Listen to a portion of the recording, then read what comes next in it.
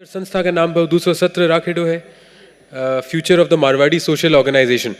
सो इस सेशन के पीछे एक सोच ही कि अपना इतना सारा सामाजिक संस्थावां है मारवाड़ी समाज के द्वारा स्थापित, and we have been setting up such institutions for about 125 years now. What is the future of these social organizations? What direction will they take? What is the social consciousness and the national consciousness that they will now try to take forward? आपने सागे है Shri Pramod Ji Shah and Shri Shiv Lohia.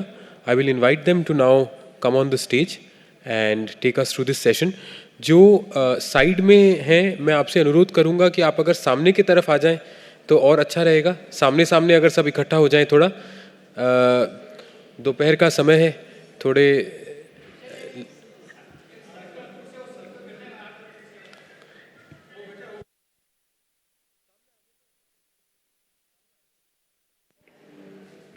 तो सबसे अनुरोध है मेरा, जो side में है, जो ऊपर नीचे बैठे हैं, वो प्लीज अपने अपने स्थान ग्रहण कर लें।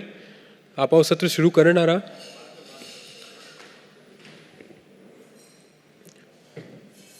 सो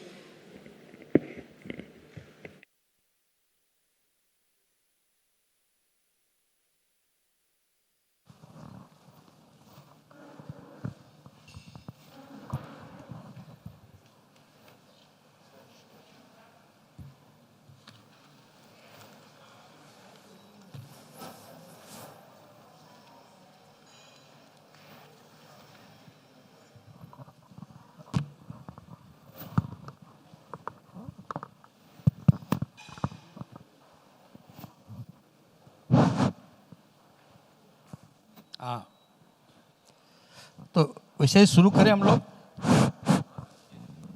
हाँ, ठीक, नमस्कार, धन्यवाद विशेष जी और प्रेमला जी। विषय बड़ा महत्वपूर्ण है। संस्था, और वो भी सामाजिक संस्था। आज आपने कहा कि सामाजिक संस्था के बारे में, कई तरह की संस्था होती है, साहित्यिक, कला, सांस्कृतिक। तो सामाजिक संस्था की बात करें, अपने उसी को फोकस करते हैं।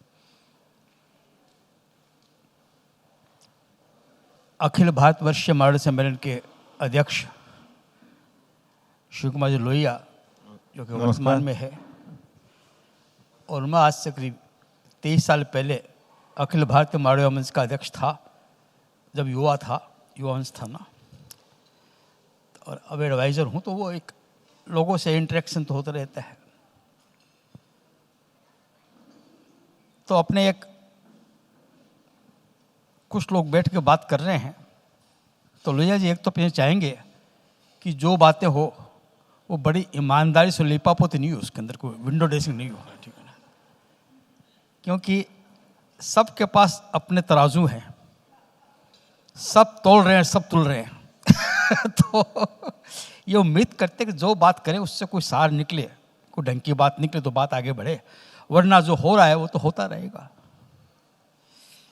अभी तो क्या है कि तराजू में लोग अपने नहीं तुलते हैं, लोगों को ही तोल रहे हैं।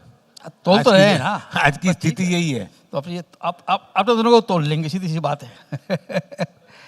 तो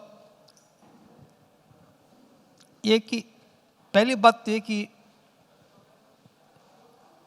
सामाजिक संस्था का महत्व कि क्यों खोलते, बिना खोले काम नहीं चलता है क्या? क्या जरूरत है सामाजिक संस्था खोलने की? आपके लिहाज से क्यों जरूरी है, महत्व क्या सामाजिक संस्था का? आप ऐसी बात कर रहे हैं कि मैं बोलता हूँ, आप अगर सामाजिक संस्था की बात करते हैं तो मनुष्य में समाज की क्या महत्व फिर? मनुष्य एक ऐसा प्राणी है जो आहार, निद्रा और भय, मैथुन के अलावा भी सोचता है, और ईश्वर प्रदत्त उसके पास में बुद्धि है, इंटेलिजेंस है। उसको ये प्रश्न पूछने का बुद्धि मिली है कि मैं कौन हूँ, मैं क्यों आया हूँ, मैं क्या कर सकता हूँ, मैं कहाँ जाऊँगा। तो उसी लेकर के समाज का गठन हुआ, और जब समाज है तो सामाजिक संस्थाओं के द्वारा समाज, उसकी समाज में की जो मर्यादा, मान मर्यादा जो होती है, जो समाज का उद्देश्य होता है, समाज का जो लक्ष्य होता है, वो सामाजिक संस्था के उद्देश्य से हासिल किया जाता है। और सबसे बड़ी बात है कि हम लोग सब जानते हैं कि मनुष्य एक सामाजिक प्राणी है, तो उसका एकजुट होना एक उद्देश्य के लिए, एक पंथ के लिए, ये मेरे ख्याल से बहुत ही नेचुरल चीज़ है। तो समाज में, सामाजिक संस्था में सिर्फ आदमी एक साथ ही नहीं इकट्ठे होते हैं, बल्कि वो अपनी अंतर्मन की भावनाओं को भी एक दूसरे के साथ बांटते हैं। जब तक वो अंतर्मन की भावनाएं नहीं बढ़ती हैं, तब तक वो सामाजिक संस्था का जड़ भी गहरा नहीं होता है और उसमें वृक्ष भी जो है में फल भी नहीं लगते हैं। तो मेरे ख्याल से तो सामाजिक संस्था जो मनुष्य की जो प्राकृतिक जो देन है उसको प्रतिबिंबित करती है, उसको परिलक्षित करती है। तो यानी कि सामाजिक संस्था खोलने का एक उद्देश्य है। एकदम ठीक है, संस्था होगी तो सभा होगी। सभा यानी कुछ लोग, जागृत लोग जिनको कुछ चिंता है समाज की, वो इकट्ठे होंगे। तो जो सभा में बैठेंगे वो सभ्य, जो सभा में बैठेंगे वो सभ्य, हाँ, सभ्य कहलाते हैं। एक अपने ऋषि का कमेंट है कि भाई जो पिता अपने बच्चों को, अपने संतान को सभा में बैठने योग्य बना देता है, उसका जीवन सफल है। तो सभा में बैठने योग्य हर कोई व्यक्ति नहीं होता, क्योंकि सभा से सभ्य लोग बैठते हो, उससे जो निर्णय लेते हैं उससे सभ्यता विकसित होती है। तो हमको पता होना चाहिए कि किसी संस्था में क्यों आए हैं। अब आपकी बात को मैं आगे बढ़ा दूं। अब राजस्थानी मारवाड़ी समाज की बात हो रही है, तो उद्देश्य जब तक स्पष्ट नहीं हो क्या करना है, भटकाव होता है। 5-6 मुद्दे जो जरूरी समझता हूं कि एक तो मारवाड़ी समाज या उसके समाज के जो सदस्य हैं उनका सामाजिक, आर्थिक, राजनीतिक, शारीरिक, बौद्धिक और नैतिक विकास करना, जिससे उनका सर्वांगीण विकास हो और वो देश की प्रगति में अपना योगदान दे सके और अपने समाज को गौरवान्वित कर सके। मोटे तौर पे लेके चले अपने। साथ साथ जब हम लोग इकट्ठे होते हैं तो मुट्ठी बनती है, ताकत आती है, सामाजिक सुरक्षा का भी भाव पैदा होता है। ठीक है, बिल्कुल ठीक है। तो एक तो ये कि भी इसलिए इस संस्था का महत्व है, संस्था, सामाजिक संस्था का महत्व है। ठीक है, साहित्यिक का, सांस्कृतिक का, उनका एक अलग महत्व है। तो अब हम दूसरी बात बता दूं कि समाज अपने आप में एक संस्था है। समाज शास्त्र के अनुसार परिवार भी एक संस्था है, समाज भी एक संस्था है। यहाँ जिस संस्था की बात कर रहे हैं वो एक खास उद्देश्य के लिए बनाया गया संगठन है, उसको बोलचाल की भाषा में संस्था कहते हैं। पर सोशियोलॉजी में बात करेंगे तो संस्था बोलने से चुप हो जाएंगे, समाज भी संस्था है। तो समाज की संस्था के, समाज तो स्वयं एक संस्था है। तो इसलिए स्पष्ट हो जाए कि हम क्या बात कर रहे हैं। जैसे income tax act, companies act पढ़ते हैं तो सेकंड सेक्शन में परिभाषा और डेफिनेशंस का होता है। What do mean by interest, what do mean by income, what do mean by relative. तो उसके बाद बात करना आसान हो जाता है। ठीक है, अच्छा, अब जब संस्था खोलेंगे सामाजिक, तो हम ये भी बताएंगे हमारी धरोहर क्या है। हमारी धरोहर, हमारे पूर्वजों का क्या योगदान है। जब तक धरोहर नहीं होती है, आप लोगों को प्रेरित कैसे करेंगे। ऐसे देश भी है जिनके अपने कोई धरोहर नहीं है, वो परेशान है वो देश, क्योंकि धरोहर नहीं है, जड़ नहीं है। तो आपके लिए आज से अपने समाज की कौन सी धरोहर है, अपने समाज का किन क्षेत्रों में योगदान है। क्योंकि देखिए जनरल क्या होता है कि मारवाड़ी समाज केवल अकेले ऐसा समाज है जिसकी जो वास्तविकता है और जिसकी जो इमेज है, दोनों में बहुत फर्क है। और किसी भी समाज इतना फर्क नहीं जितना मारवाड़ी समाज में है। तो इस गैप को कौन पूरा करेगा, कौन बताएगा। भाई मारवाड़ी समाज वो नहीं है जो आप सोच रहे हैं, बल्कि मारवाड़ी समाज वो है जो हम बता रहे हैं। तो हमको पता होना चाहिए कि हमारी धरोहर क्या है और हम आज कहाँ खड़े हैं। इन दो बातों को पता नहीं होगा तो बाकी कार्यक्रम कैसे करेंगे। तो आपके नज़र में हमारी क्या धरोहर है, क्या मतलब अपने योगदान है? धरोहर तो हमारी सबसे बड़ी धरोहर तो ये है कि मारवाड़ी की जो जिजीविका है, जो विपरीत परिस्थितियों में जो उसका जुझारूपन है। आज मान लीजिए कहा जाता है कि भाई जहाँ न पहुँचे बैलगाड़ी, जहाँ न पहुँचे रेलगाड़ी वहाँ पहुँचे बैलगाड़ी, जहाँ न पहुँचे बैलगाड़ी वहाँ पहुँचे। तो आज वो जिस समय इतना यातायात का इतना साधन नहीं था, ट्रेन भी नहीं थे और भी गाड़ियाँ भी नहीं थी, लेकिन उस समय भी कितनी उन्होंने विषम परिस्थितियों में राजस्थान से निकल करके, तो सबसे बड़ी धरोहर तो हमारी ये है कि हम विषम परिस्थितियों से जूझना जानते हैं। ये तो मारवाड़ी समाज का गुण हुआ। आगे बात करें गुणों पे अपने, हाँ, गुणों पे आगे बात करेंगे। गुण है वो भी तो धरोहर ही है, तो बड़कों से ही मिला है ना। बिल्कुल ठीक। अब अब मैं तो धरोहर हो गई। अच्छा ठीक है, अगर उसको हम लोग आज उसका कितना पालन कर रहे हैं ये भी हमको देखना है। मारवाड़ी क्या है पहले इसको स्पष्ट कर दे। हमारे भी कुछ समाज के लोग, ये लोग मारवाड़ी बिजनेस कम्युनिटी जो है उसको खाली मारवाड़ी मानते हैं। तो अपने जब मारवाड़ी की बात करते हो अपने किस खाली बिजनेस कम्युनिटी से मतलब है, खाली वैश्य समाज से मतलब है क्या? अपने तो बृहद समाज की बात करते ना, हैं। कंफ्यूज कर जाएंगे। आपके मारवाड़ी सम्मेलन का आप उद्देश्य पढ़िए। राजस्थान, हरियाणा या मालवा में रहने वाले, एक मिनट, लोग जो वहाँ रहते हो या वहाँ से बाहर भारत में या कहीं भी रहते हो और अपने आप को मारवाड़ी मानते हो, वो मारवाड़ी है। तो इसमें तो आपके हर जाति के लोग, हर धर्म के लोग आ गए। जब वो सुभाष मुखोपाध्याय जी यहाँ से झुन्नू गए थे राजस्थान, तो उन्होंने कहा कि मुझे जब वहाँ जाकर पता चला कि विश्वनाथ शर्मा विमलेश कवि और यूसुफ साहब ये भी मारवाड़ी है। उन्होंने कहा कि यूसुफ हकीम साहब शायर है, वो भी मारवाड़ी है, और विश्वनाथ शर्मा विमलेश वो भी मारवाड़ी है। यह मुझे वहाँ झुन्नू जाके पता चला। तो जब यदि आप बिजनेस कम्युनिटी की बात करेंगे तब तो उलझ जाएंगे। तो पहले यह बात करें स्पष्ट किसकी बात कर रहे हैं। हम जब मारवाड़ी की बात करते हैं तो झुन्नू, राजस्थान, हरियाणा, मालवा, सब हर क्यों मारवाड़ी कोई जाति नहीं है। जाति एक धंधा, मारवाड़ी एक कल्चर है, वे ऑफ लाइफ, रहन सहन तरीका। तो इसलिए खाली बिजनेस कम्युनिटी को मारवाड़ी बात करेंगे अपने, तो सबको बात करेंगे, ठीक है। अब बताऊं योगदान क्या है आपको। बड़े लेवल बात के शेखावाटी इलाके का जितना कंट्रीब्यूशन भारतीय मिलिट्री को है, किसी एक जिले का नहीं है। बहुत बड़ा कंट्रीब्यूशन है मिलिट्री में भारत शेखावाटी का। दान पुण्य जितना समाज करता है, आंकड़े इकट्ठे करने से गवर्नमेंट ऑफ इंडिया यदि कोई बताए कमेटी, तो आंकड़े इकट्ठा करना मुश्किल हो जाएगा। इतना दान पुण्य करता है समाज। जन सेवा बहुत करता है। अब तो मान लीजिए अपने पढ़े लिखे हो गए, अपने आप समझदार हो गए, कहते हैं अपने बुजुर्ग जो ज़्यादा मतलब डिग्री होल्डर्स नहीं थे, उस समय उन्होंने कितने जन सेवा काम किए। धर्मशाला, अस्पताल, कुएं, बावड़े, पता क्या क्या उन्होंने किया था। हाँ जी, हाँ उन्हीं खुलवे, हाँ स्कूल वगैरह वो बहुत। और हिंदी पत्रकारिता में पूरे आंदोलन को मतलब वो मालिक थे। एक से एक भी हिंदी पत्रकारिता ऐसी नहीं है, नामी पत्र जो मारवाड़ी समाज से नहीं निकलती हो।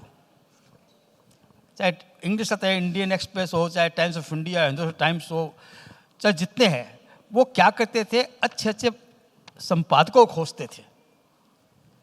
अच्छा, उसके अलावा भाषा साहित्य में बड़ा योगदान है राजस्थान का। इसमें 205 तरह के दोहे हैं, 205 छंद 23 तरह के दोहे हैं, और 2 लाख से ऊपर शब्द है इसमें। संगीत के अंदर लोक संगीत में 370 तरह के साज बजते हैं राजस्थान में, लोग 370।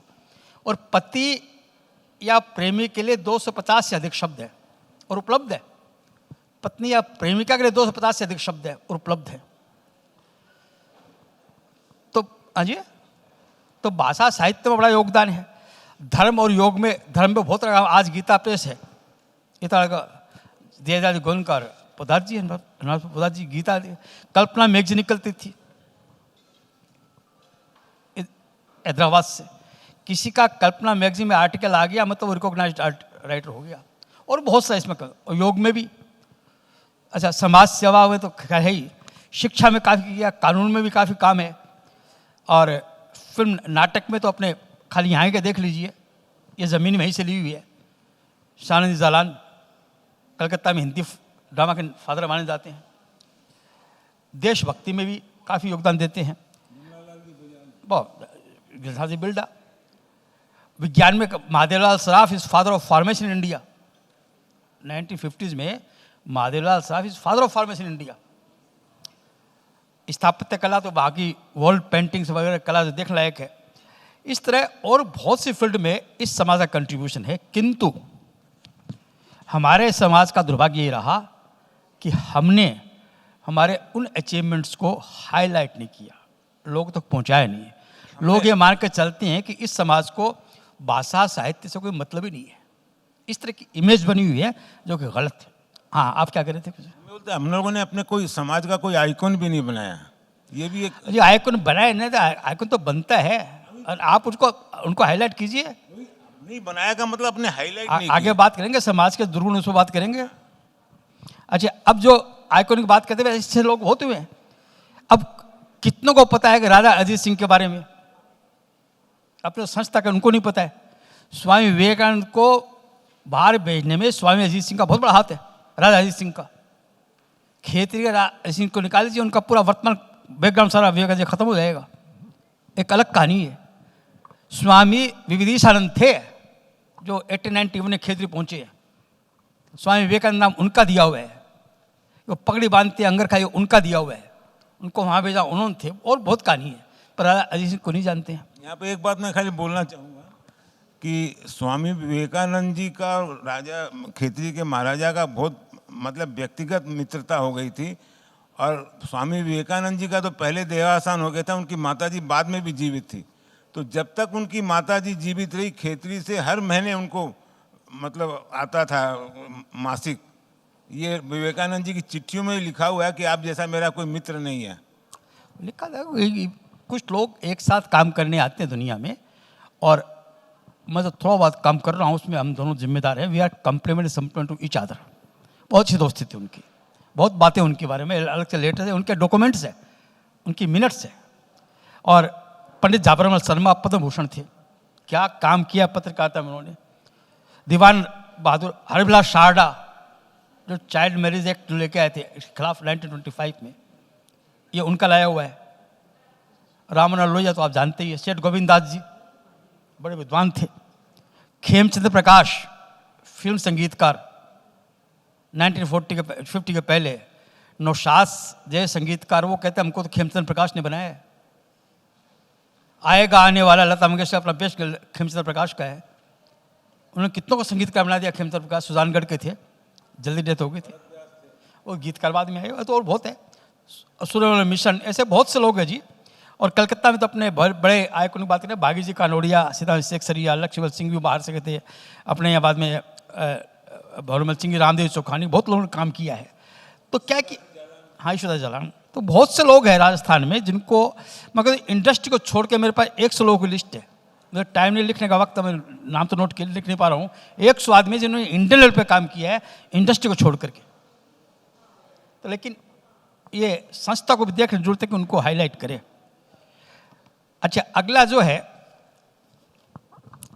जब आज आप सामने आ गए हैं, कि मैं तो भूतकाल हूँ, आप वर्तमान हैं, तो आपसे कुछ मैं छेड़खानी भी कर लेता हूँ। तो ये बताइए, आपके हिसाब से अब बता रहे थे जुझारूपन मारवाड़ समाज का, कौन से गुण है इस समाज में? इस समाज के मुख्य गुण कौन कौन सी क्वालिटीज समाज की, जिससे कि एक जो समाज इतना आगे बढ़ता है, गांव से निकल के राजस्थान के बाहर भारत विदेश से फैलता है, गांव गांव में जाता है, तो कोई तो खास बात होगी ना उसमें। तो ऐसी क्या खास भी जो इतना आगे बढ़ा और छा गया पूरे हिंदुस्तान पे? मेरे ख्याल से तो मैं जहाँ तक समझता हूँ कि मारवाड़ी समाज जो आगे बढ़ा, उसमें मारवाड़ी समाज ने एक अपनी साख पैदा की।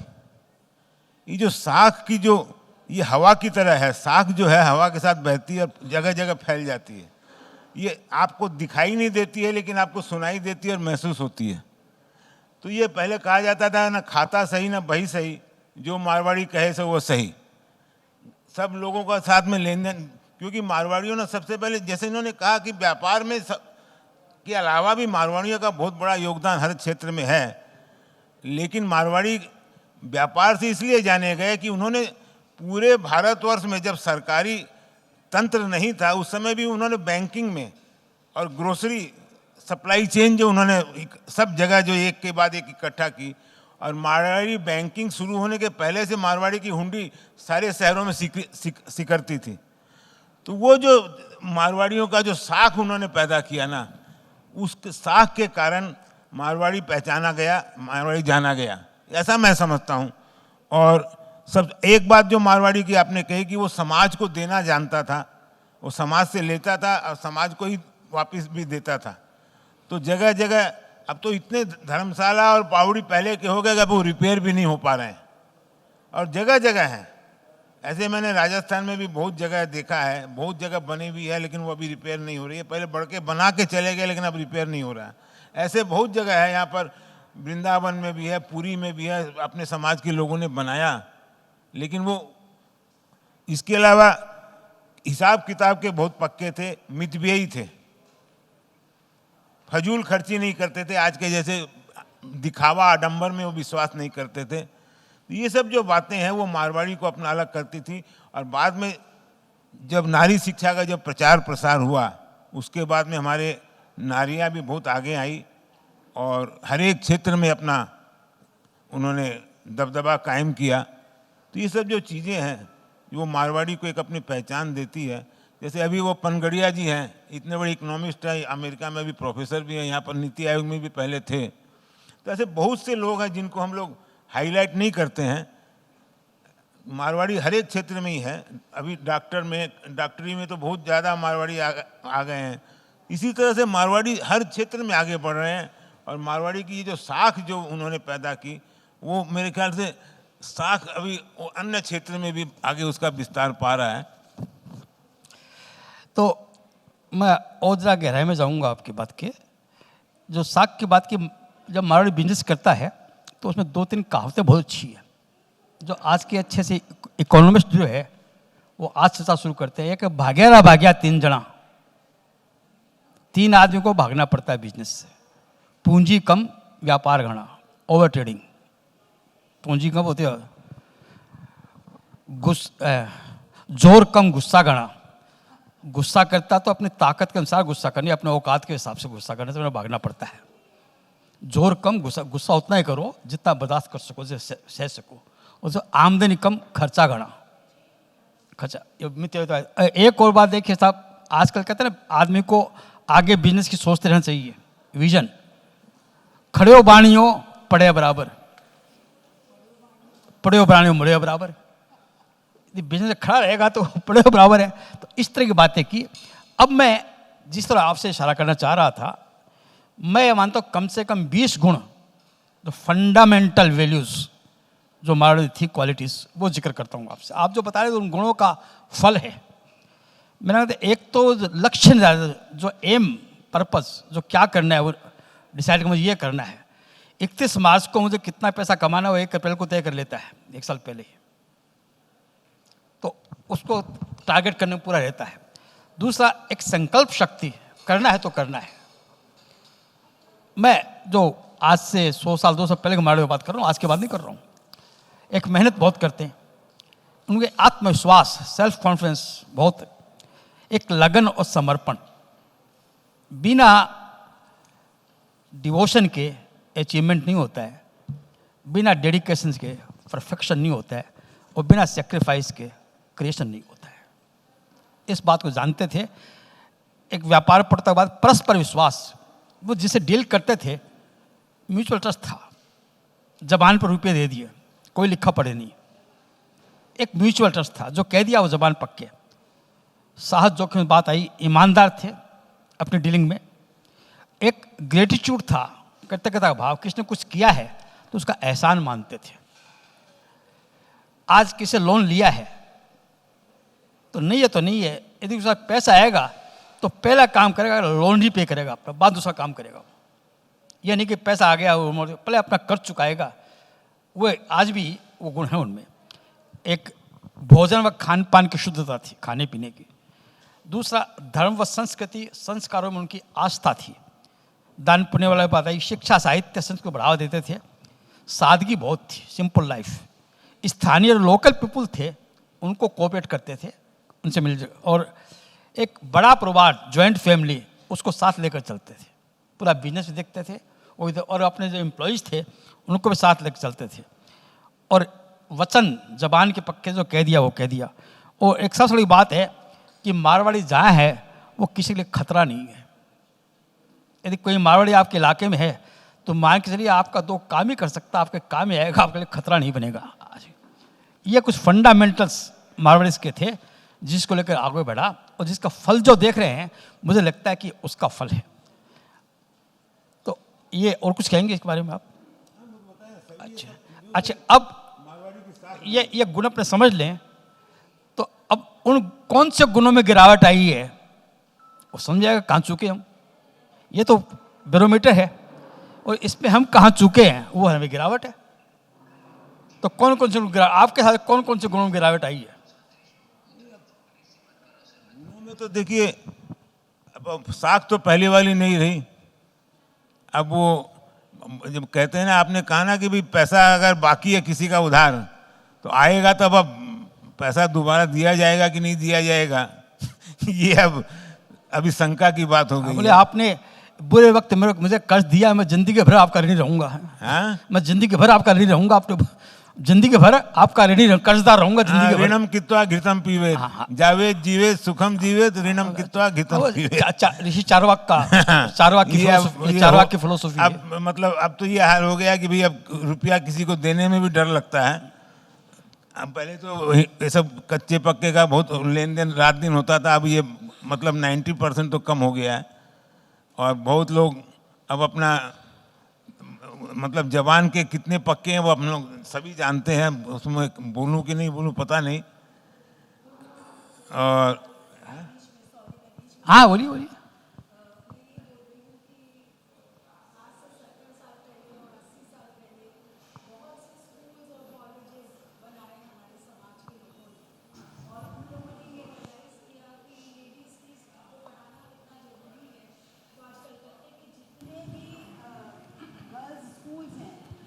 सारे उन लोगों ने बनाए, और उन लोगों से ये चीज़ें बहुत कुछ हमारी जेनरेशन को मिली।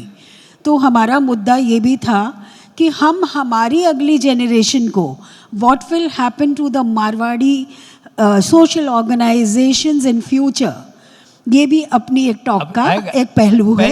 आई वाज जस्ट रिमाइंडिंग। एक बात ये है कि खाली उन लोगों ने स्कूल कॉलेज ही नहीं बनाया। Know everything. वो पहले जमाने में बच्चियों को, जैसे मेरी माँ कहा करती थी कि भैया मैंने तो 4 क्लास में सावित्री पाठशाला में पढ़ती, 4 हो गए तो बोले, मेरी दादी बोली कि अब इन्हें आपको नाम लिखना आगो, इन्हें स्कूल से निकाल दो, अब क्या करेगी पढ़ के ज़्यादा।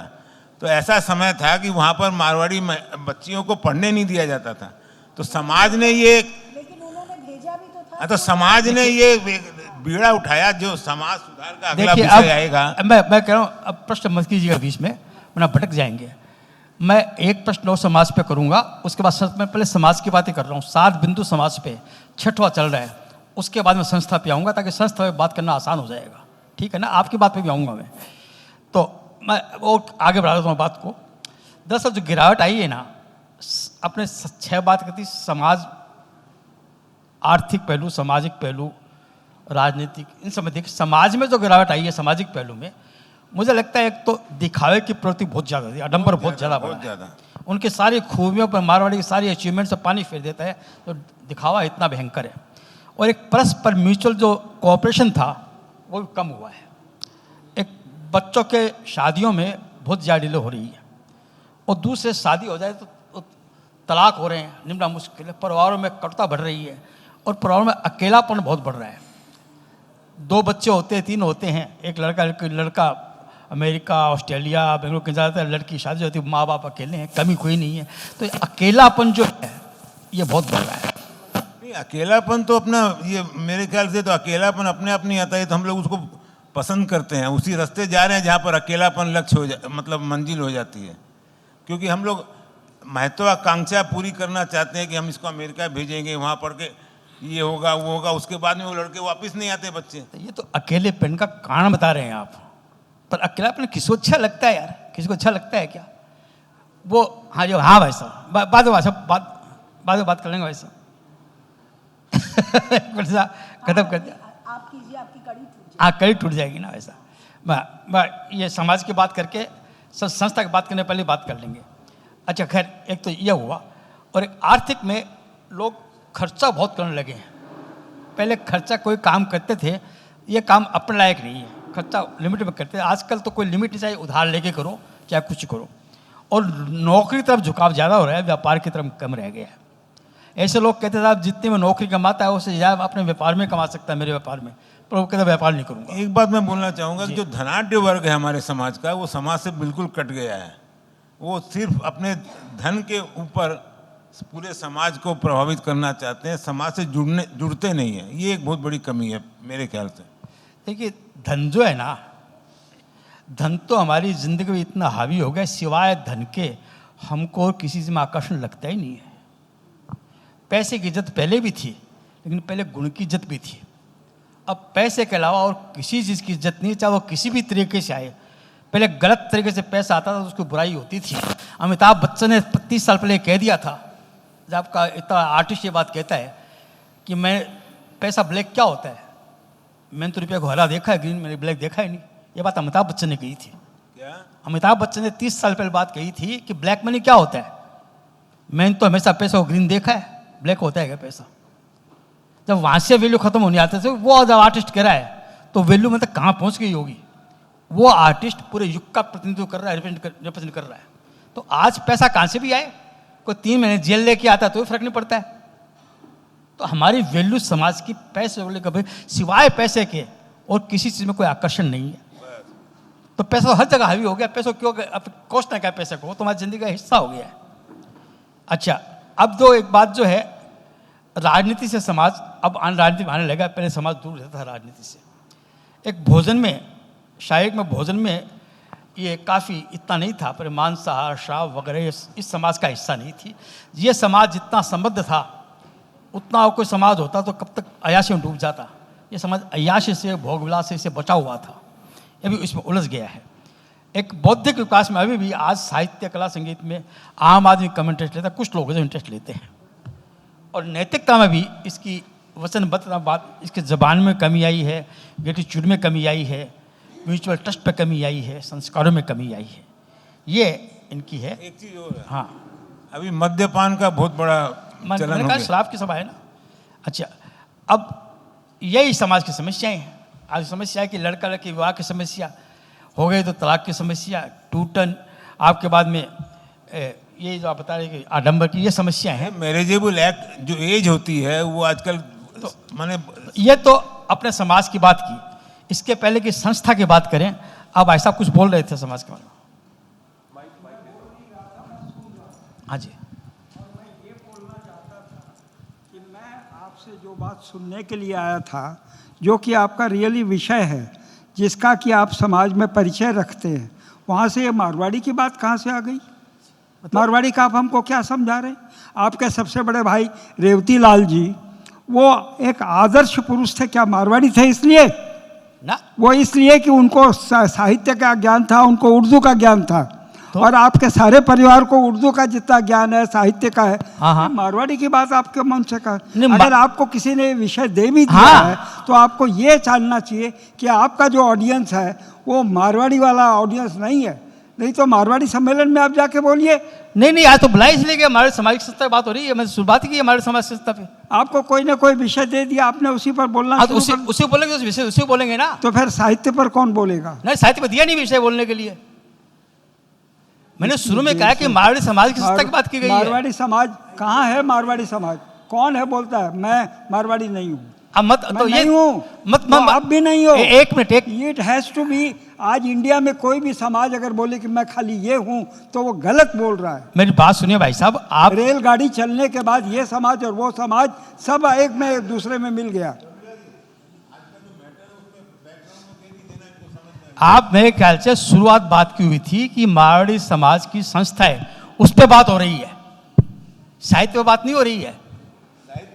और आप कहते हैं मारवाड़ी नहीं, तो मारवाड़ी नहीं है। ये तो कहा है शुरू में, जो अपना को मारवाड़ी मानता है वो मारवाड़ी है। वहाँ से निकले, राजस्थान, हरियाणा, मालवा से वहाँ रहते हो, निकले हो और अपने को मारवाड़ी मानता है, वो मारवाड़ी है। यदि आप नहीं मानते हो तो मारवाड़ी नहीं है।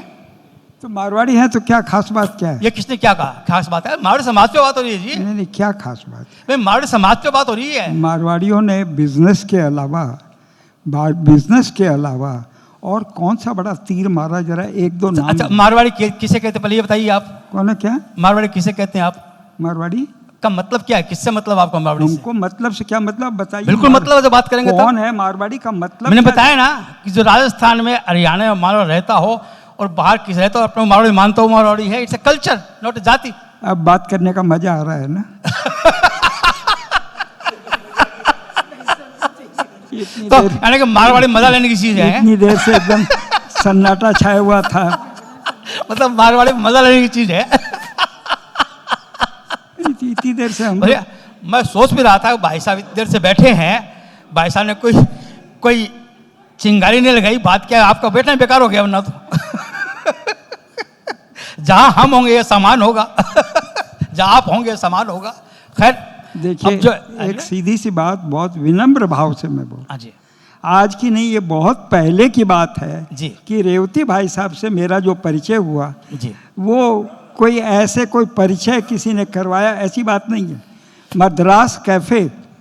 मद्रास कैफ़े चितरंजन एवेन्यू में है, वहाँ उनका और एक दोस्त था उनका, वो लोग आपस में जब कॉफ़ी पीते थे तो ये बहुत इंटरेस्टिंग बात है, कई दफ़े लाइफ में कहाँ से टर्न आता है। तो रेवती भाई साहब का एक पोएट था जिसका कि वो एक रकम से पूजा करते थे, और वो जो दूसरा था उसका भी एक पोएट था। तो मैं तो वहाँ पर ऐसे ही बैठा हुआ था, तो सुन रहा था उनकी बातें। तो सुनते सुनते उनके आपस में ये बात, अच्छा सुन, तू आज से अकबर इलाहादी को बोल। और इसे रिक्वेस्ट किया था कि हम भटक जाएंगे, तो बातें हो रही है, भटक जाएंगे। जिसका जिक्र कर रहे हैं उसको लोग बुलबुल सराय कहा करते थे। बुलबुल सराय, वो जो लोग तो उसको बुलबुल सराय कहा करते हैं। बाद में चर्चा करेंगे उसकी एक चर्चा अलग से हो सकती है। बाद में चर्चा करेंगे, अलग से कर लेंगे। तो बैठेंगे ना हम लोग, चर्चा कर लेंगे, वो विषय अलग है, वो विषयांतर हो जाएगा। अच्छा ठीक है, अब अपने सामाजिक संस्था के बारे में बात करें। अभी हाँ, एक बार आप, हम लोग सुनना चाह रहे हैं आपसे। कोई प्रश्न नहीं करें। नहीं, कोई प्रश्न नहीं कर रहे, आपसे ही सुनना चाह रहे हैं। हाँ बस प्रश्न, अब हम लोग बात खत्म कर ले वरना क्या विषय भटक जाएगा। अच्छा, अब जो है सामाजिक संस्था के बारे में आता है। समाज की बात हो गई ना, अब समाज के लिए संस्था खोली गई, तो संस्था जो है आज जो संस्था में है, आपके हिसाब से आज की संस्था किस स्थिति में है, कितनी मजबूत है संस्था आज की? देखो प्रमोद जी, मैंने सारी बात सुनकर के एक बात याद आवा है कि धर्मो रक्षति रक्षिता, कि बोले आप धर्म की रक्षा करो, वो आपकी रक्षा करेगा। तो संस्था उतनी मजबूत है जितना हम उसको मजबूत करेंगे। संस्था मजबूत कैसे होगी? उसके सदस्यों की भागीदारी से, उसके सदस्यों की अवदान से, सहयोग से, और संस्था का उद्देश्य भी क्या है, इन सब चीज़ों से संस्था में मजबूती आती है। मेरा तो हमेशा ये मानना, मैं कहता हूँ जहाँ भी जाता हूँ, कि समाज को अपना सर्वश्रेष्ठ दो, समाज आपको अपना सर्वश्रेष्ठ देगा। आप कपड़ा भी पहनते हो तो कपड़े की इज्जत करो, आपका कपड़ा उजला रहेगा तो वो आपकी इज्जत करवाएगा। तो सबसे बड़ी बात यह है कि आप समाज को क्या दे रहे हैं, संस्था को क्या दे रहे हैं, उसी से संस्था का मजबूती। आज हम ये देख रहे हैं कि आज आप देखिए कितनी संस्थाएं बन रही हैं। संस्थाओं में कार्यकर्ताओं का अभाव है, जहाँ पर कुर्सियां हैं, कुर्सी पे लोग बैठे हैं, और कार्यकर्ताओं का अभाव है। तो ये जो मानसिकता है, एक साथ में मिल करके काम नहीं हो पाता है, जो ये भी एक कोई तरफ हमें इंगित कर रहा है कि समाज में क्या हो रहा है।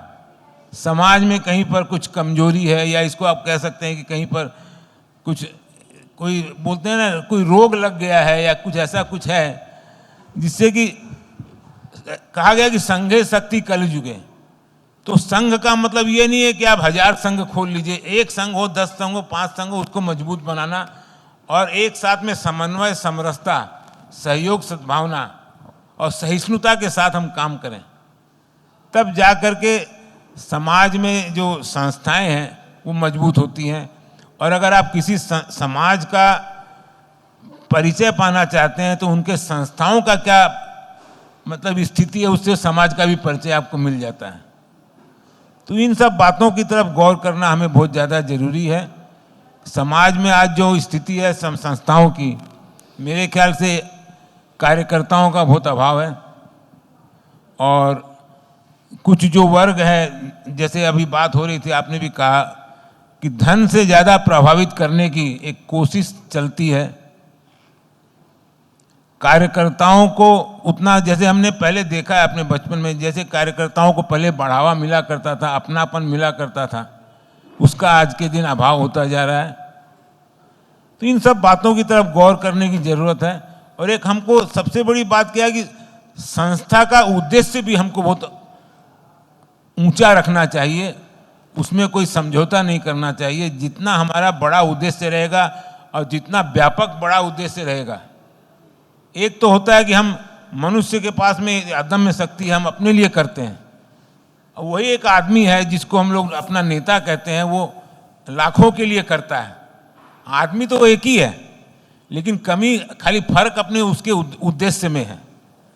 तो उसी तरह से समाज में जो सामाजिक संस्थाएं जितनी व्यापक बड़े उद्देश्य के साथ में काम करेगी, उतना ही उसका व्यापक प्रभाव भी होगा और लोग भी उसके साथ उस ढंग से जुड़ेंगे। लेकिन दुख की बात यह है कि आज जो मनुष्य की जो मानसिकता है, उसको समाज में अवदान देने की, उसमें बहुत से कंडीशन जुड़ जाते हैं कि ऐसा होगा तो हम करेंगे, ऐसा होगा तो हम जाएंगे।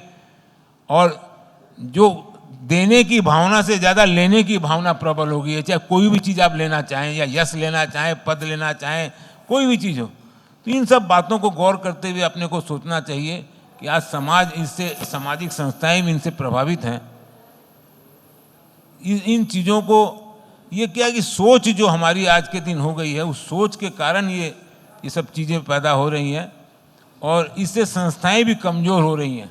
क्योंकि जितने भी आप ज़्यादा से ज़्यादा संस्था करिएगा, उतने लोग भी कम रहेंगे एक एक संस्था में, और वो उतनी व्यापक उनका उद्देश्य भी नहीं हो सकता। और अगर उद्देश्य होगा भी तो उसको वो हासिल नहीं कर सकते हैं। और ये तो कहीं ना कहीं तो ये बताता है, इतने संस्थाओं होने का मतलब है कि कहीं लोग आपस में एकजुट नहीं हो पा रहे हैं, चाहे कोई भी कारण हो उसके अंदर, वो आप अपने विश्लेषण का विषय है। तो यही सब बातों को अपने को गौर करना चाहिए संस्थाओं के बारे में सोचने से। देखिए, पहले तो संस्था खोलने के पहले हमको ये देखना होगा कि हम किस कालखंड में जी रहे हैं।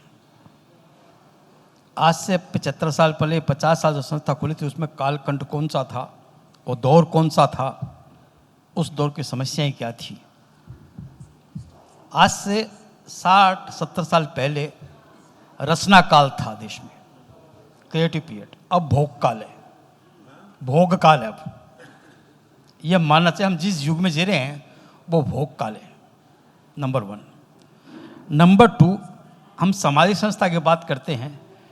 हम लोगों का समाज पे कितना प्रभाव है? कोई प्रभाव नहीं समाज पे। आप सामाजिक संस्था खोल लेंगे समाज के, आप किसको सुनता ही नहीं है समाज की। तो इसलिए जिस उद्देश्य से संस्था खोली गई है, वो उद्देश्य तो पूरे होते नहीं है। जब जो उद्देश्य पूरे नहीं होंगे तो गलत काम होंगे, खाली जगह रहती नहीं, लोग आते गलत बातें करेंगे, फालतू बातें करेंगे। तो अब क्या हो गया, संस्था को लेकर के लोग अभिनंदन कर देते हैं, शोक सभाएं कर देते हैं, भाषण कर लेते हैं, अखबारों में फोटो आ जाती है, संस्था खोलना पूरा हो गया। जो त्याग सेवा की भावना चाहिए संस्था के लिए, एक तो पहला को उद्देश्य देखिए, वो उद्देश्य फिजिबल है कि नहीं है। आज समाज का क्या कर लेंगे, कौन सुनता आपकी बात? समाज को परवाह नहीं है आपकी। तो सामाजिक संस्था का जो है पहली बात। नंबर 2, जो आदमी पद पे आता है वो इतना प्रभावशाली होना चाहिए कि लोग उसकी बात सुने। कौन होता है, बात कौन आदमी कह रहा है, इसका बहुत फर्क पड़ता है। और वो कितनों कंट्रोल करके चल रहा है, कितनों को साथ लेके चल रहा है। ठीक है। तो आज जो संस्थाएं हैं मारवाड़ी समाज की, वो 2 काम ज़्यादा कर रही है। अखिल भारतीय मानव युवा मंच जिससे मैं जुड़ा हूँ, आज पूरे हिंदुस्तान में उसकी 800 से अधिक शाखा है, 15 प्रांतों में शाखाएं हैं, करीब 50,000 लड़कियां काम कर रहे हैं, और 1 लाख मतलब 45 साल के बाद नहीं रह सकते मेंबर, वो आउट हो चुके हैं। बहुत काम कर रहे हैं, अद्भुत काम कर रहे हैं, और लोग कहते हैं युवा जुड़ते नहीं है। 1985 में संस्था खुली थी, 2012 के बाद उनमें से एक भी मेंबर नहीं रहा, एक भी मेंबर। 45 साल के हो गए। यदि 1985 में वो 18 साल के थे तो 2012 में वो 45 साल के हो गए, अब वो मेंबर नहीं है। उसके बाद भी आज 50,000 मेंबर है 13 साल में। तो हर साल 1,000-1,500 युवा जुड़ रहे हैं, ऐसी बात नहीं है, काम भी कर रहे हैं, लेकिन वो सामाजिक काम नहीं कर रहे हैं, वो जनसेवा का काम कर रहे हैं, पब्लिक वेलफेयर का बहुत काम कर, या पर्सनैलिटी डेवलपमेंट। कभी कोई बाढ़ आ गई, कभी एक्सीडेंट हो गया, कभी अन्य से कल बहुत अच्छा काम कर रहे हैं। मैं कहता हूँ युवा बहुत काम कर रहे हैं, मेंबर्स आज भी काम करने को तैयार है। फेल्योर लीडरशिप हुई है, युवा फेल्योर नहीं हुए। मैं बार बार कहता हूँ, जहाँ भी हमारे प्रांतों में प्रांतीय अध्यक्ष कमज़ोर आया है, वहाँ युवा फेल्योर हुए। युवा मतलब काम करने वाले मेंबर्स फेल्योर, मतलब युवा अध्यक्ष फेल्योर हुआ तो कमज़ोर हुआ है संस्था। डिपेंड करती है जो आदमी लीड कर रहा है, जो ऑफिस बियरर्स है, वो कितने ताकतवर है, कितने विवेक उनमें, कितना सबको लास्ट साथ रहने चाहिए। वो लोग तो तैयार है साथ चलने के लिए, साथ चलने वाला चाहिए। हम कोई कंपनी खोलते हैं तो जो आदमी की जितनी कैपेसिटी वैसा ऑफिसर रखते हैं, वैसा मैनेजर रखते हैं। कोई आपने सोचा है कि किसी स्टाफ को जो कंपनी डायरेक्टर है कुछ बना दिया हो, चाहे खुद का बेटा ही हो, लेकिन हम अध्यक्ष में किसी को बना देंगे संस्था में, सब मेरा आदमी है, मेरा भाई, मेरा दोस्त, मेरा आदमी, मेरा ग्रुप, ऐसे संस्था चलती हैं क्या? तो संस्थाएं भी आपस में जो कर रही है ना, उनको समझना पड़ेगा क्या कर रहे हैं। अहंकार, अति महत्वाकांक्षा। महत्वाकांक्षा अच्छी बात है। महत्वाकांक्षा क्या होती है? आप जहां पहुंचना चाहते हैं वहां पहुंचने की कोशिश करें, वो महत्वाकांक्षा है। अति महत्वाकांक्षा आप वहां पहुंचने के लायक नहीं है, पर सारे उठा पटक करेंगे वहां पहुंचने के लिए। एक शॉर्टकट की कल्चर। और एक 4 बातें लोहिया जी जो मैंने अनुभव की अपने 35 साल के सोशल लाइफ में, वो बातें भाई साहब, वो फैमिली देख लीजिए, संस्था देख लीजिए, दोस्तों, 4 जगह 4 बातें लागू होती है। साथ रहने की 4 फंडामेंटल कंडीशंस है। एक तो म्यूचुअल ट्रस्ट, एक सहनशीलता, एक त्याग की भावना एक दूसरे के लिए, और चौथा जबान पे कंट्रोल। ये 4 स्तंभ है। ये 4 स्तंभ जितने मजबूत होंगे, दोस्ती परिवार के सदस्य, संस्था उतनी मजबूत होगी। ये 4 जितने कमजोर होंगे, प्रोपोर्शन उतना कमजोर। किससे बात करो, लड़ाई है, अरे कौन विश्वास करे उसका? क्या मैं त्याग करूंगा क्या मैं सहूंगा क्या? उसके जबान पे कंट्रोल नहीं है। यही तो बातें हैं। तो संस्था में इससे कमजोरी हुई है। जब संस्था में ग्लैमर आ जाता है, हुआ क्या कि कई क्लब और संस्था में फर्क है। क्लब में आप अपना बिजनेस डेवलप करते हैं, संस्था में आप कुछ देने आते हैं। तो संस्था जब बनी बनाई मिल जाती है, वो सेवा का नहीं, सेवन की वस्तु बन जाती है। संस्था का सेवन करो, सेवा नहीं। ये फंडामेंटल बातें जब होगी, हम कुछ करना चाहते तो संस्था में आओ। भाई आपको देना है संस्था में, लेना नहीं है। संस्था देने के लिए आए हैं आप। जो काम का आदमी होगा, व्यस्त होगा, लोग उसी को पूछते हैं। निठल्ले कोई नहीं पूछता है, बेचारा निठल्ला है, कोई नहीं आगे, कोई नहीं कहा निठल्ले तो काम कर ले।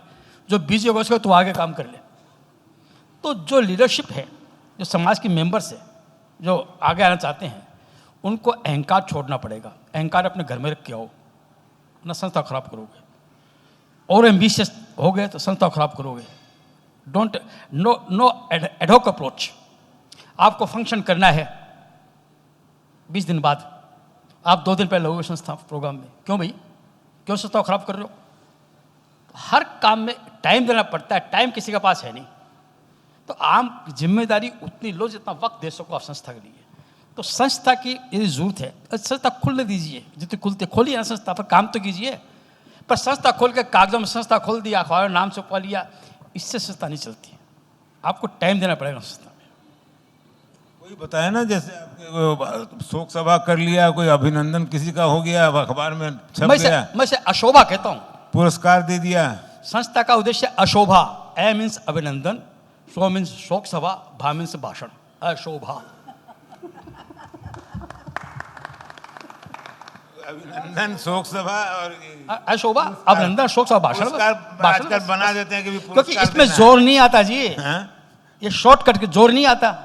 काम करने में जोर आता है, टाइम देना पड़ता है, दिन रात एक करना पड़ता है, घर का काम छोड़ना पड़ता है, खुद का काम छोड़ना पड़ता है, लोगों की चार बात सुननी पड़ती है। आप कुछ मत, आप कुछ नहीं कहा, आप कुछ करेंगे तो लोग आपको कहेंगे, आपको सुनने की ताकत है, आपको बदनाम होने की ताकत है, आप कुछ करेंगे तब तो आइए समाज में, बाहर चलिए, संस्था वाले कोई जरूरत नहीं आपको। एकदम सही बात, एकदम सही बात बोले। लेकिन ये तो समझेंगे नहीं। आलोचना आपकी होगी, अगर आप कुछ काम करेंगे तो आपकी आलोचना होगी होगी। वो ताकत है सुनने की, तब तो आइए संस्था में। ताकत नहीं, वो सहनशीलता होनी वो है, चाहिए, वो तब तो आइए। सहनशीलता ही ताकत है। लेकिन ये बातें संस्था वाले संस्था को संस्था ने मजाक समझ रखा है। अब ये हो गया, किसी को कुछ नहीं आता है तो संस्था में आ गया। अच्छा, और तो कुछ कर और कर नहीं सकता है, तो संस्था में आ जाओ। संस्था पहले जयप्रकाश नारायण ने कहा था कि संस्था में आने पहले जो भी आदमी होता है उसको पहले समाज शास्त्र पढ़ना चाहिए। शास्त्र, उसको पता होना चाहिए कि समाज क्या होता है, समाज की प्रकृति क्या होती है, मनुष्य क्या होता है, मनुष्य का समाज में क्या प्रभाव है, समाज का मनुष्य में क्या प्रभाव है, समाज के स्तर परिवर्तन आते हैं, लीडरशिप क्या होती है, दोष गुण क्या होते हैं। वो समाज शास्त्र पढ़े भी ना आप संस्था में आ जाएंगे, संस्था को खराब करेंगे। उसके लिए तो फिर आपको यूनिवर्सिटी खोलनी पड़ेगी, तब समझ में आएगा सबको। संस्था की बात मत कीजिए। वो भी समाज वाले ही खोलेंगे। तो ये देखिए, और संस्था बनती है व्यक्तियों से, अपने आप संस्था कुछ नहीं है। वहाँ कौन बैठा है, कैसे व्यक्ति है, उससे निर्भर करता है।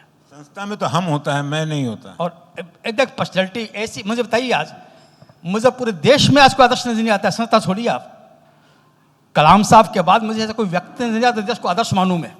He is the last person. आप संस्था की बात करते हैं तो आप अपने समाज में ऐसे लोग खोजिए जो हो, तब तो हो। बाकी ठीक है, समस्या आएंगे, सोल्व करेंगे, यही चलता रहेगा, करते रहिए। पर अपने संस्था को ईमानदार रहिए, संस्था की सीधी सी बात है। तो ऐसा करेंगे तो रास्ता निकलेगा। और जहाँ तक भविष्य संस्था का, आज की सामाजिक संस्था है, सामाजिक नहीं है, जनसेवी संस्था हो गई। सामाजिक संस्था, समाज से कोई मतलब नहीं रह गया, समाज सुनता भी नहीं है। अब मैं तो कहता हूँ कि आप सुधार की बात करते हैं, आप होते को नहीं सुधार करने वाले, मसीहा हैं क्या आप? मतलब मैं आपका बात नहीं कर रहा हूँ। 10 आदमी बैठ जाते हैं कि समाज को आप कौन लोग सुधारने वाले समाज को? समाज में आप अवेयरनेस पैदा करो, एक जागृति पैदा करो, विचारों का आदान प्रदान होना चाहिए, चर्चा होनी चाहिए। उसी से एक प्रस्ताव पास कर लिया, जो प्रस्ताव आप पास करते हैं समाज सुधार का, जो लोग पास करते वो नहीं मानते उसको, और समाज से उम्मीद कर तो समाज मानेगा? बिना आचरण के तो हो ही नहीं सकता। यही तो होता है। आपने बेस करके एक कमेटी बना ली, समाज में ऐसा होना चाहिए, और जो पास कर वो मानते नहीं है, तो क्यों फालतू बात करते हो समाज साथ? आचरण अगर नहीं होगा तब तो घर का तो छोटा समाज में एक अवेयरनेस की जरूरत है। और समाज छलांग नहीं लगाता है, उसका क्रमिक विकास होता है, वो छलांग नहीं लगाता कभी। तो इसलिए कुछ बातें जब हम समाज शास्त्र पढ़ लेते हैं ढंग से, उसके बाद आई दिक्कत नहीं होती है। वरना ये एम्बिशंस भी हो गए, ऑर्गेनाइजेशंस भी हो गए, शॉर्ट के कल्चर भी होगी, एडोक काम भी होगा, ये सब उसकी समस्याएं हैं। तो और जो वक्त आगे जब जरूरत होती है संस्था बन जाती है। 1935 में भारतवर्षीय सम्मेलन बना, क्योंकि उस समय आंदोलन का युग था। अब आंदोलन का युग नहीं है। 1985 में मारवाड़ी यौंज बना, क्योंकि उस समय जरूरत थी उसकी। जब जरूरत होगी संस्था खुल जाएगी। दरअसल संस्था की जरूरत नहीं है, ईमानदारी की बात है, संस्था की जरूरत नहीं है। संस्था खोल रखी है, चला रहे हैं। मैं बहुत कोर ऑफ द हार्ट कह रहा हूँ, एक बार सारी संस्थाएं बंद कर देनी चाहिए प्रस्ताव पास करके। गवर्नमेंट इंडिया प्रस्ताव है, सारी संस्थाएं बंद, फिर एक एक संस्था खोलिए जरूरत होने से। आपने जो कहा ना मारवाड़ी सम्मेलन के बारे में, 1935 में कोई आंदोलन नहीं हुआ था। ये आंदोलन 47 के बाद में समाज सुधार का कार्य। सुनिए हुजूर, मैं दूसरी बात कह रहा हूँ। उस समय गांधी जी से हर लोग प्रभावित थे, हर क्षेत्र। तो मारवाड़ी समाज भी प्रभावित हुआ, तो वो आंदोलनों का युग था। तो उस समय ये संस्था बनी थी, काम करने में 10-12 साल लग जाते हैं। वो तो विशेष परिस्थिति के कारण बनी थी, आंदोलन के लिए। युवा से विशेष परिस्थिति बना था। युवा में 1985 में जब मारवाड़ी समाज में पूरब में, उड़ीसा में, आसाम में जब इनसिक्योरिटी सेंस आया, तब बनी थी संस्था। मारवाड़ी सम्मेलन 1935 में बनी थी, क्योंकि उस समय ब्रिटिश सरकार ने पार्लियामेंट में एक नियम, ब्रिटिश पार्लियामेंट में कानून पास करने वाले थे, जिसके तहत जो भी भारत के माने लोग थे वो अगर दूसरे प्रदेश से आकर के दूसरे प्रदेश में बैठे तो उनको मताधिकार नहीं मिलने वाला था। तो इसमें यह था कि भी मारवाड़ी तो सब जगह राजस्थान से आकर के बसे हुए हैं तो उनको मताधिकार से वंचित होने का था।